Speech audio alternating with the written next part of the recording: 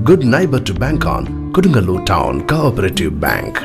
17 ബ്രാഞ്ചുകളിലും anywhere banking സംവിധാനം. സഹകരണ മേഖലയിലെ റിസർവ് ബാങ്ക് ലൈസൻസ് ഉള്ള കൊടുങ്ങല്ലൂരിലെ ഏക കോഓപ്പറേറ്റീവ് ബാങ്ക് എന്ന ബഹുമതിയും KTC ബാങ്കിന് സ്വന്തം.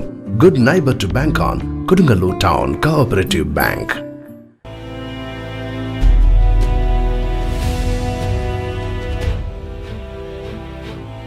വെമ്പല്ലൂർ സൗഹൃദവേദിയുടെ നേതൃത്വത്തിൽ വിദ്യാർത്ഥികളെ അനുമോദിച്ചു. വെമ്പല്ലൂർ സൗഹൃദവേദി SSLC+2 പരീക്ഷകളിൽ ഉന്നത വിജയം നേടിയ കുട്ടികൾക്ക് നൽകിയ ആദരവ് MES അസ്മാബിക് college self finance director KP Sumedhan ഉദ്ഘാടനം ചെയ്തു. ശിശുമരണ നിരക്ക് അങ്ങനെ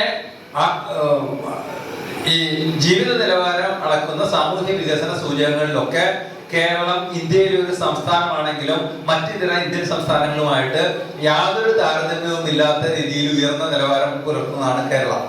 അത് കേരളത്തിന്റെ നേട്ടങ്ങള് പലപ്പോഴും താരതമ്യപ്പെടുത്തുന്നത് ഇന്ത്യയിലെ മറ്റ് സംസ്ഥാനങ്ങളുമായിട്ടല്ല യൂറോപ്യൻ രാജ്യങ്ങളും USA പോലുള്ള വികസിത രാജ്യങ്ങളുമായിട്ടാണ് താരതമ്യപ്പെടുത്താറുള്ളത്. അപ്പോൾ അതിന്റെ കാരണം നമ്മൾ അവരുടെ നിലവാരത്തിലേക്ക് ഒരു പരിധി വരെ എത്തിയിട്ടുണ്ടെന്നാണ് പൊതുവെ വിലയിരുത്തപ്പെടുന്നത്.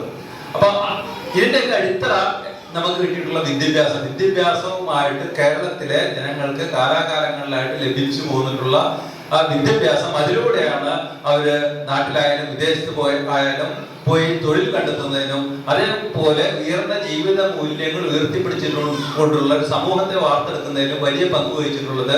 വിദ്യാഭ്യാസപരമായിട്ട് കേരളം ഉണ്ടാക്കിയെടുത്തിട്ടുള്ള നേട്ടങ്ങളാണ് എന്നുള്ള കാര്യത്തിൽ ആരും തർക്കമില്ല.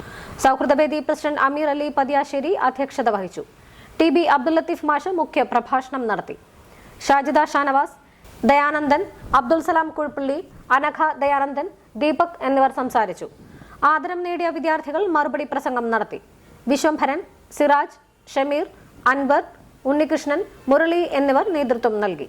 ഇപ്പോൾ ആവേശം പോലുള്ള സിനിമകളും പുറത്തിറങ്ങിക്കൊണ്ടിരിക്കുന്നു.